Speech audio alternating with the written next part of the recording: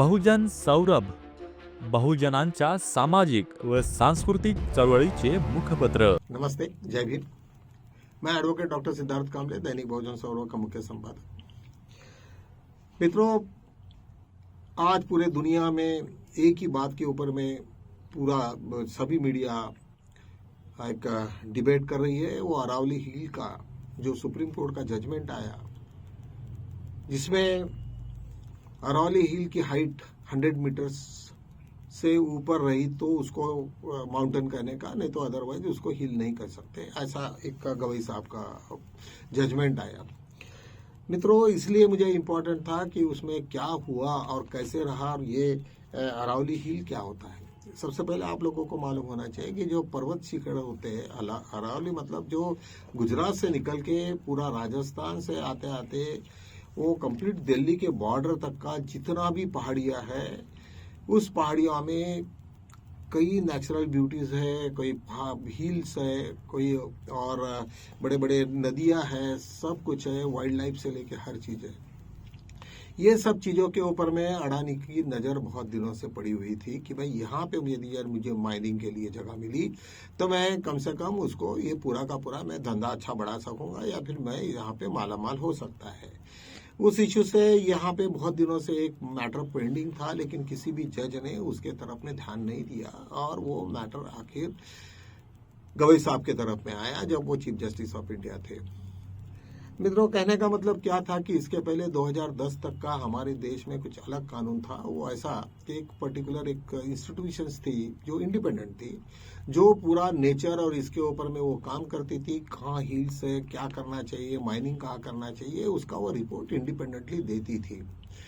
लेकिन वो डेफिनेशंस को ये मोदी सरकार ने पूरा का पूरा बदल दिया और उसके बाद में एक मिनिस्ट्री की तरफ से एक कमेटी डिजाइन करने में आई, जिसमें जो भी स्टेट के लोग और उनके जो भी चाहने वाले लोग उसमें वो रहेंगे।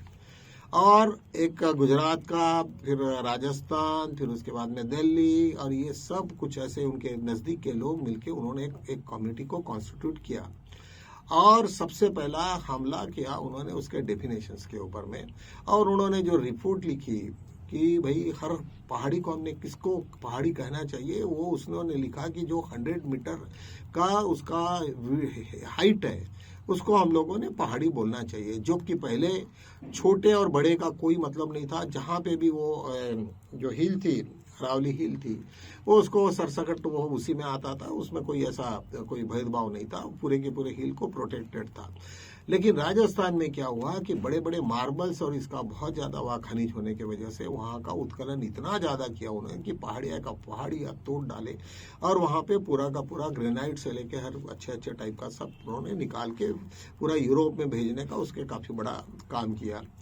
इसके वजह से क्या हुआ कि अरावली हिल जो जहां से करीबन 700 किलोमीटर से वो चलते रहती है और वहां से जितना भी रेगिस्तान की जो धूल मिट्टी जो आती है या फिर लू आती है बरसात के, ये सब वो हिल के ऊपर में टकरा के वहीं के वही वो शांत हो जाती है। जैसे कोई बहुत बड़ा हवा चले या तूफान आए या कुछ भी आए तो ये पूरे एब्सॉर्ब करने के लिए हमारे देश में ये सब पहाड़ियों का हजारों लाखों साल से ये हमारे यहाँ पे वो वेदर ने उस तरीका से ये किया। इसको यदि हम लोगों ने 70% यदि जैसे 100 मीटर को यदि ये कर देते, कम करते हैं तो पूरा का पूरा सपाट हो जाएगा। सब छोटे 100 मीटर से नीचे वाले हैं तो सबके सब माइनिंग में चले जाएगी और एक भी हिल बाकी नहीं रहेगा। ऐसे टाइप का ये बहुत बड़ा ड्रामा उन्होंने किया और जो रिपोर्ट उन्होंने टेक्निकल टीम ने, मिनिस्ट्री ऑफ फॉरेस्ट ने जो सबमिट किया, उसमें ना तो साइन थे और कुछ था। ये जब मैटर गवई साहब के सामने में आया तो गवई साहब ने उनको कहा कि भाई ठीक है, इनके जो रिकमेंडेशन है वो देखेंगे हम लोग। लेकिन उसके पहले वहां पे एमिकस क्यूरी जो कोर्ट का एक बड़ा फ्रेंड होता है, उसको भी उन्होंने बोला कि आप भी अपनी भाषा इसको बताइए। उन्होंने उनको मना किया, गवई साहब को बोला कि आप मत करिए इसमें, क्योंकि इससे पूरा नेचर इकोलॉजी पूरा का पूरा खत्म हो जाएगा। उन्होंने पूरा का पूरा वहां पे प्रेजेंटेशन दिया, पावर पॉइंट प्रेजेंटेशन दिया और उनको बोला चीफ जस्टिस को कि आप ये इसमें हाथ मत डालिए, ये बहुत खतरनाक चीज है, हमारे आने वाले जनरेशन उसमें बर्बाद हो जाएंगे, जमीन का पानी खत्म हो जाएगा, सब अस्त व्यस्त हो जाएगा। इसके बावजूद तो ये बिल को उन्होंने एक्सेप्ट किया और उसकी जो हाइट है, पूरी डेफिनेशन उसकी हाइट है, वो उन्होंने 100 मीटर तय की, जिसके वजह से पूरा के पूरे देश में, पूरे विश्व में एक अलग सा एक तूफान आ गया। ये सिचुएशन आने के बाद में सभी लोग, इवन बीजेपी में जो लोग अच्छे लोग थे, अपना ये हरबन गोस्वामी, जो पहले तो बीजेपी के ही वो काफी इसमें थे, उन्होंने गवई साहब को सामने में लाया और उन्होंने बोला कि नहीं, आपको इसके बाद में पब्लिक को बताना पड़ेगा। और उन्होंने वो स्टेटमेंट किया। वो तो हरबन गोस्वामी है, वो तो उन्होंने तो पूरा का पूरा उनको ये किया, डिस्टर्ब किया, और उन्होंने कहा कि नहीं, और उन्होंने गवई साहब ने कहा कि नहीं, बाद में भी तुम चेंज कर सकते। अरे ऐसे कैसे चेंज हो सकता है? जब कोर्ट 1 का डिसीजन यदि हो जाता है तो फिर और रिव्यू के लिए करने का कोई मतलब ही नहीं। तो तुमने किया क्या फिर वहां पे, और वो डेफिनेशंस को तुमने कैसे बदले? तो उन्होंने कहा कि नहीं, आप सेक्शन 2 और 3 पैराग्राफ वो पढ़िए।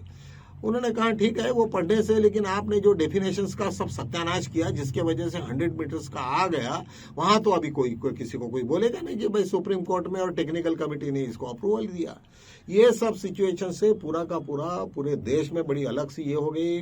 भूषण गवई के बारे में बहुत सारे अफवाहें फैली। उन्होंने कहा कि मोदी के साथ में शायद उनका लाइजनिंग हो गया होगा। जो भी कुछ है, लोगों को बोलने के लिए तो कुछ लगता नहीं है, लेकिन उसके ऊपर में काफी लोगों ने रोष अपना जाहिर किया है। और जेनजी यंग जनरेशन दिल्ली में काफी बड़ा प्रदर्शन कर रहे हैं। उन्होंने कहा कि इसको तुरंत ही तुम्हारे इसको रोको, नहीं रोकोगे तो वो रास्ते पे आ गए। पूरा का पूरा कल दिल्ली में उनका बहुत बड़ा मोर्चा निकला और सब के सब आज जेनजी आज रास्ते पे उतरे हैं।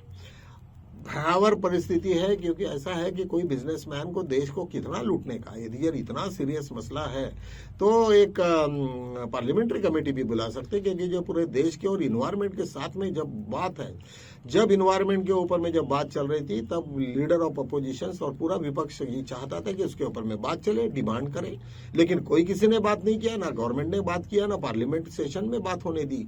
इसका ही मतलब है ये हुआ। और गवई साहब के 3 दिन के पहले, रिटायरमेंट के पहले, उन्होंने ये फैसला दे के खत्म चले गए।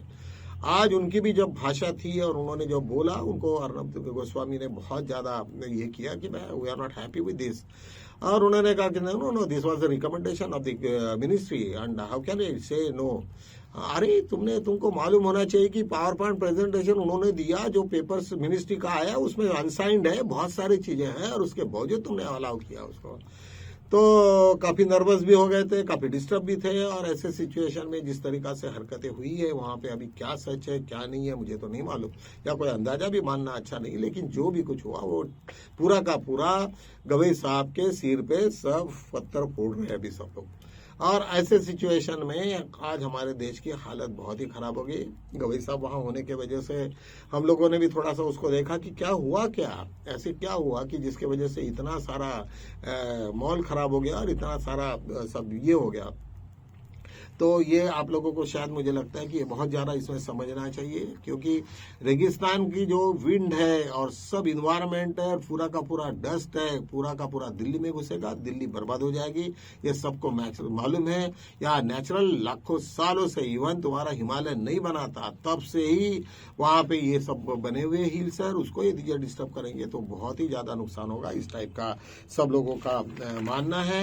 और यदि हो जाता है तो निश्चित रूप से वो बहुत बड़ी डरावना है। अभी ये जेनजी रास्ते पे आके गवर्नमेंट ने तो कहा कि भाई नहीं, उसको हम पलट देंगे, लेकिन क्या पलटेंगे, डेफिनेशन बदलेंगे, तो वो कुछ ना कुछ गुमराह करने वाली जो बातें हैं वो शायद उसमें आ जाएगी।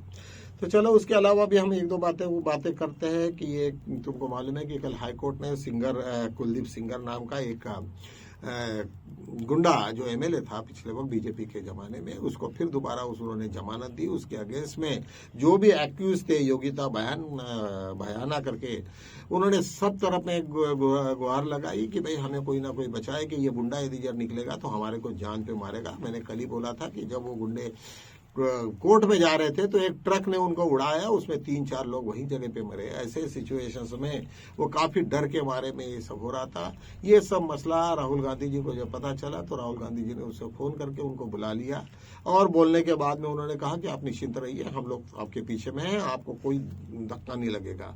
और यही नहीं तो उन्होंने कहा कि भाई आप जहां सुरक्षित रह सकते हो, तो महाराष्ट्र में जहां पे भी कांग्रेस की सरकार है वहां पे आप कहीं भी जगह जाके रह सकते हो, आपको मकान भी देंगे, आपके यहाँ पे एम्प्लॉयमेंट भी देंगे, आप चिंता मत करिए, आप वैसे करिए। तो इससे काफी गवर्नमेंट पूरी घबरा गई, पूरी जुडिशरी घबरा गई और रातों रात सीबीआई ने ये ऐलान किया कि भाई हम लोग इसको अपील में जा रहे हैं, और ये तुरंत उन्होंने अपील फाइल की है सुप्रीम कोर्ट में।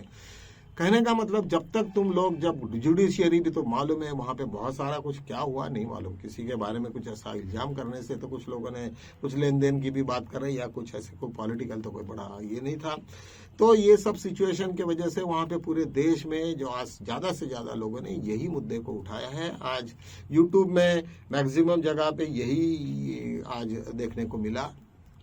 आज क्रिसमस डे है, सभी लोगों को आज का सभी लोगों ने आज क्रिसमस मनाए हैं। आज मोदी जी भी हमारे कोई यहाँ दिल्ली में कोई चर्च में गए, उन्होंने सब प्रार्थना याचना उन्होंने किया, पादरियों के साथ में रहा। लेकिन जहाँ बीजेपी शासित कुछ स्टेट है वहां पे क्रिसमस के दिन उन्होंने काफी हंगामा किया। कुछ हिंदू ऑर्गेनाइजेशंस थे, उन्होंने कहा कि भाई ये सब नहीं चलेगा वगैरह वगैरह, तो दोनों तरफ में आ गया। अभी ऐसा है, ये वीडियो तो पूरे इंटरनेशनल लेवल पे है। पहले ही वहां पे हिंदू महासभा हो या ये बीजेपी और आरएसएस के लोगों ने पूरे विश्व में क्या अपनी छवि बनाई तो मुझे मालूम नहीं, वो तो सभी को मालूम है। लेकिन और उसमें घी डालने का काम किया। तुम्हें सबको मालूम होना चाहिए कि क्रिश्चियनिटी ये वर्ल्ड का सबसे नंबर 1 ये है रिलीजन है, और वहां पे पूरे के पूरे यूरोप में और पूरे अमेरिका में ये सब लोगों का पॉपुलेशन बहुत ठीक है, और उसके हालात तो उनको भुगतने पड़ेंगे।